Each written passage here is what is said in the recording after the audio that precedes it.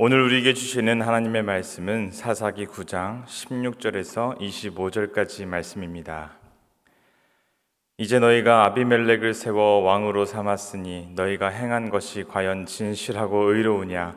이것이 여룻바알과 그의 집의 선대함이냐? 이것이 그의 손이 행한 대로 그에게 보답함이냐?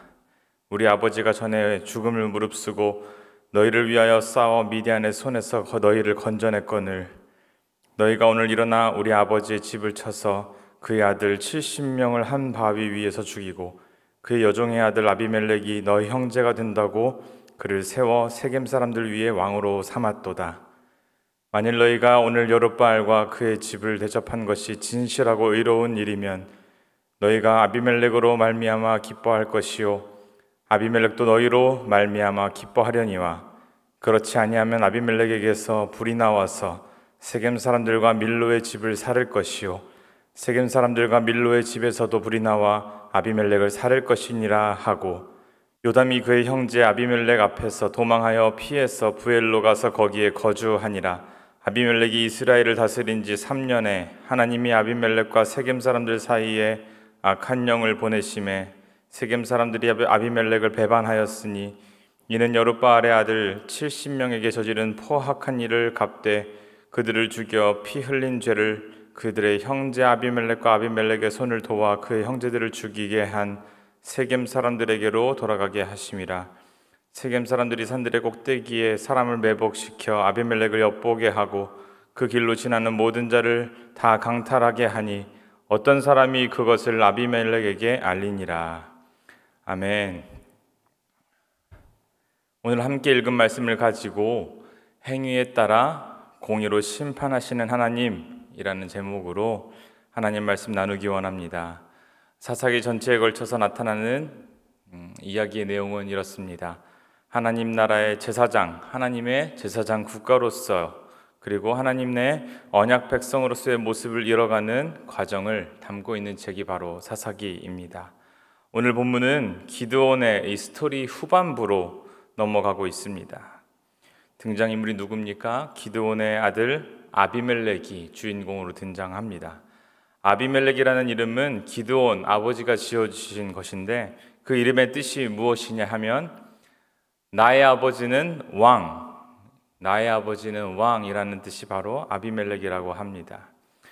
유추해 보건대 아들의 이름을 이렇게 지었다는 것은 기드온이 승리한 후에 40년을 살면서 겉으로는 내가 왕이 되지 않겠다라고 말했지만 실질적으로는 왕처럼 살았던 것을 대변해주는 말이 아닐까 생각해 볼 수 있습니다. 사실 기드온은 왕이었습니다.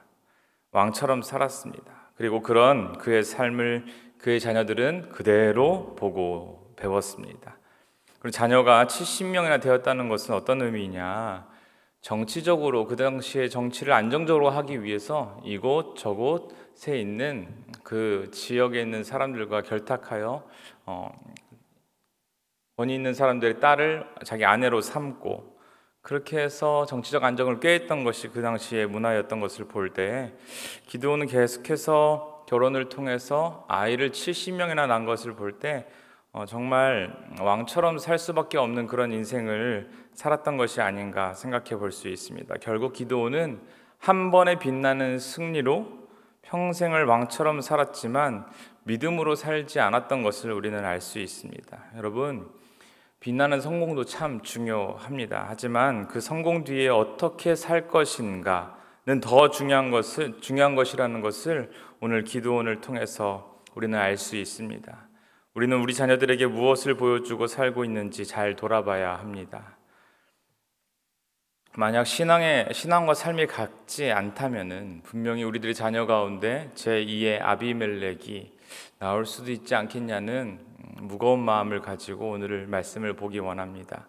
오늘 본문을 알기 위해서는 어제의 본문 묵상 내용을 잠시 보고 넘어가야 할 것 같습니다. 어제 본문에서 아비멜렉은 기드온이 죽자마자 왕이 되고 싶은 열망을 노골적으로 드러냅니다. 죽자마자 세겜 땅으로 가서 그 사람들을 설득합니다.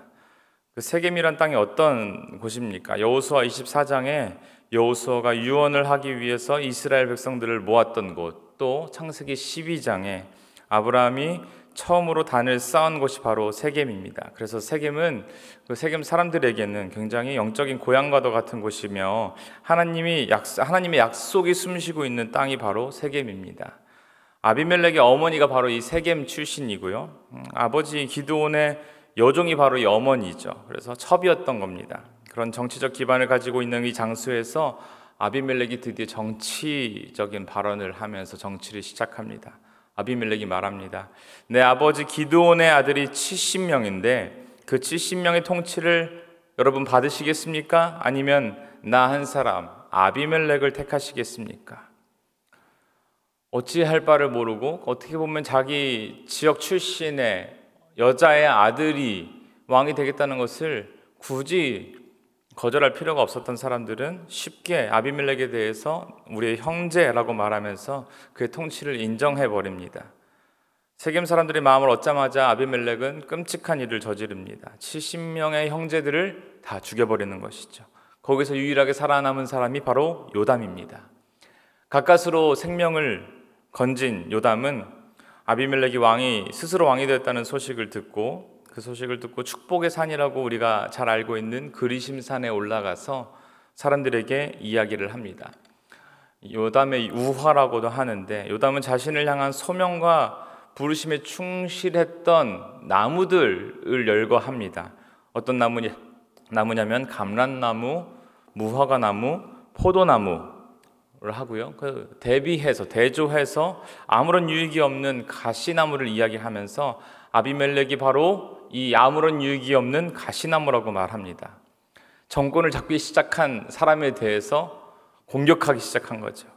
가시나무는 하나님과 사람을 기쁘게 할 아무것도 갖지 않고 있습니다. 오히려 가시를 가지고 사람들을 괴롭히는 나무고 요담은 아비멜렉을 가시나무라고 말하는 것입니다. 이 우화는 그냥 우화 자체만으로도 큰 교훈을 줍니다. 자신의 삶에 분명한 소명과 사명을 발견한 사람은 불필요한 신분에 욕심을 내지 않습니다. 오히려 그 삶의 가치에 헌신하는 것을 더 훨씬 기쁘게 여긴다는 것입니다. 높아지고 우쭐대는 것보다 가치 있는 것은 세상에 많이 있습니다, 여러분. 요담의 우화는 그것을 보여주는 것입니다.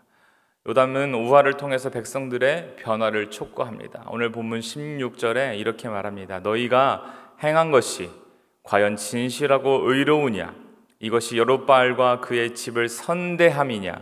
이것이 그의 손이 행한 대로 그에게 보답함이냐? 라고 책망하며 이야기를 합니다. 정신 차리라는 것입니다. 그렇게 용기 있는 외침을 마치고 요담은 어떻게 합니까? 도망갑니다. 사실 자기 정권을 잡은 막강한 힘이 있는 아비멜렉의 어떤 공격이 두려웠던 것이죠. 그리고 숨어 지낸 지 3년이 흘렀습니다. 드디어 하나님의 심판이 시작됩니다. 오늘 본문의 주요 구절이 바로 저는 23절이라고 생각하는데 함께 읽기 원합니다. 하나님이 아비멜렉과 세겜 사람들 사이에 악한 영을 보내심에 세겜 사람들이 아비멜렉을 배반하였으니 3년간 아비멜렉이 통치를 하면서 아무 문제가 없었던 것처럼 보입니다. 승승장구하는 것처럼 보입니다. 하지만 드디어 하나님이 칼을 뽑으신 것입니다. 징계하기 시작하시는 것입니다. 아직 왕이 없던 시대에 스스로 왕이 된 아비멜렉, 그러나 그의 인생은 길지 못했습니다. 그의 승리는 계속되지 못합니다. 하나님께서 간섭하셨기 때문입니다. 하나님이 보내신 악한 영이라는 말이 참 어울리는 것 같습니다. 이 말씀은 아마도 타락한 인간들의 욕망대로 놓아두셨다는 말씀으로 이해해야 할 것입니다. 악한 영들은 하나님이 딱히 부리실 이유가 없습니다. 그대로 두어도 악한 영입니다. 따라서 이들은 인간의 해로운 욕망에 기생하며 살아가는 존재들입니다. 그러므로 세겜 사람들의 배반은 또 다른 욕망이 부른 화근이었을 것입니다. 결국 세겜 사람들은 아비멜렉을 배반하고 가알이라는 사람을 리더로 세우게 됩니다. 다시 말해서 세겜 족속 간에 전쟁이 일어나게 되는 것이죠. 결국 아비멜렉은 어떻게 최후를 맞이하게 되시는지 아십니까? 처참한 최후를 맞게 되는데 그 내용은 내일 묵상을 통해서 알게 되실 것입니다. 이 사건에 대한 하나님의 평가는 오늘 본문 9장에 있는 맨 마지막 절에 56절, 57절에 이렇게 하나님의 평가를 볼 수 있는데 제가 읽어보겠습니다. 아비멜렉이 그의 형제 70명을 죽여 자기 아버지에게 행한 악행을 하나님이 이같이 갚으셨고, 또 세겜 사람들의 모든 악행을 하나님이 그들의 머리에 갚으셨으니 여룻바알의 아들 요담의 저주가 그들에게 응하니라. 하나님께서는 아비멜렉의 악행에 대해서 심판하셨다는 것입니다. 세겜 사람들의 죽음 역시 그들의 악행으로 인한 하나님의 심판이라는 것입니다. 그러면서 요담이 했던 우화가 이렇게 성취되고 있다고 말씀하십니다. 우연한 일이 아니라 하나님의 징계, 하나님의 심판인 것입니다. 사랑하는 성도 여러분, 그리스도인으로 산다는 것이 무엇입니까? 하나님께서는 연약한 기드온을 불러 영웅으로 높여주셨습니다. 그러나 그가 하나님께서 높여주셔서 사사가 되었을 때 그의 삶은 변하고 말았습니다. 변질되어서 그들의 삶이 타락하게 된 것입니다. 그래서 저는 기드온의 이야기의 가장 중요한 점이 여기 있다고 생각합니다. 기드온이 한 번의 성공으로 겸손한 삶을 선택했다라면 아비멜렉과 같은 아들이 생겨나지도 않았을 것입니다. 아들이 자기 욕심을 따라서 형제를 죽이고 자기 고향 사람들인 세겜 사람들을 자기 손으로 죽이는 이런 폐륜을 저지르지도 않았을 것입니다. 그렇게 허무하게 죽을 인생을 무엇 때문에 그렇게 욕심을 내고 달려간 것입니까? 과도한 욕심을 내지 않는 것이 경건의 가장 중요한 부분이라는 생각을 해보게 됩니다. 욕심이 잉태한 즉 죄를 낳고 그 죄는 결국 사망을 낳게 되는 것이기 때문입니다. 여러분, 하나님은 살아계신 분이십니다. 그리고 그 하나님은 우리를 언젠가 심판하십니다. 요담의 우화 끝에 이런 말을 합니다. 20절입니다. 만약에 아비멜렉이 한 일이 진실한 것이라면 너희가 아비멜렉으로 말미암아 기뻐할 것이요 아비멜렉도 너희로 말미암아 기뻐하게 될 것이다 라고 말합니다. 그러나 만약 그렇지 않다면 아비멜렉에게서 불이 나와서 세겜 사람들과 밀로의 집을 살을 것이요 세겜 사람들과 밀로의 집에서도 불이 나와 아비멜렉을 살을 것이다 라고 성경은 분명히 말합니다. 이 말씀처럼 서로 죽이고 죽이는 싸움이 진행되고 결국 공멸의 길을 간 것입니다. 성경은 아주 분명하게 이 일이 하나님의 심판이라고 말합니다. 여러분, 살아계신 하나님 앞에서 코람데오의 자세로 살아가는 저와 여러분 되기를 원합니다. 하나님은 역사의 눈이 먼 분이 아니십니다. 모른 채 하고 계시지 않습니다. 모든 것을 지켜보고 계시며 당신의 방법대로 하나님의 때에 심판하실 것입니다. 그렇기 때문에 우리는 올바른 하나님의 정의로 세상을 살아가야 하는 것입니다. 말씀을 마무리합니다. 우리의 가정이 개인의 욕망에 따라 움직이는 인생이 되지 않기를 원합니다. 사랑하는 우리의 자녀가 세상적인 욕망을 극복하고 거룩한 열정의 삶을 사는 것이 저의 소망, 여러분의 소망이 되기를 간절히 원합니다. 다윗과 같이, 느헤미야와 같이, 요셉과 같이 말입니다. 그렇게 끝까지 믿음으로 살기를 선택하고 부활하는 이 복음의 길에 길들여지지 않았던 그 믿음의 영웅들의 길을 따르면서 하나님의 귀한 유업을 이어가시는 저와 여러분 되시기를 간절히 축원합니다. 우리 함께 말씀을 붙들고 기도하기 원합니다. 기도하실 때 하나님, 우리 마음속에 자리 잡은 교만과 욕심, 남을 짓밟고 올라서려는 악한 마음이 있다면 하나님, 준 빛 가운데 밝히 드러내 주시옵소서. 깨끗하게 하여 주시옵소서. 말씀 가운데 하나님의 심판이 있다는 것을 깨닫게 하셨는데 정말 우리가 다윗과 같이, 요셉과 같이 끝까지 믿음으로 살기를 선택하며 그런 삶을 살아갈 수 있도록 주님 인도하여 달라고 기도합시다. 우리 자녀들이 재물을 얻는 것보다 하나님을 온 마음 다해 사랑하는 삶을 살아가는 것이 우리의 소망되게 하여 주시옵소서라고 말씀을 붙들고 우리의 삶을 위해서 함께 기도하며 나아갑니다. 기도합시다. 사랑과 은혜가 풍성하신 하나님 아버지, 오늘 말씀을 통하여 하나님, 우리가 어떤 삶을 살아가야 할지, 하나님, 우리가 처한 삶 가운데서 얼마나 교만한 삶을 살아가고 있는 것이 위험한 것인지를 기드온과 아비멜렉을 통해서 깨닫게 하시니 감사를 드립니다. 아버지, 하나님을 경외하는 것이 하나님 지혜의 근본이라고 말씀하셨는데 아버지, 내가 자기 속한 자리에서 내 힘으로 된 것 같은 착각 가운데 빠지지 않게 하여 주시옵소서. 욕망 가운데 내가 가진 힘으로 누군가를 억누르며 짓밟고 분리하려고 하는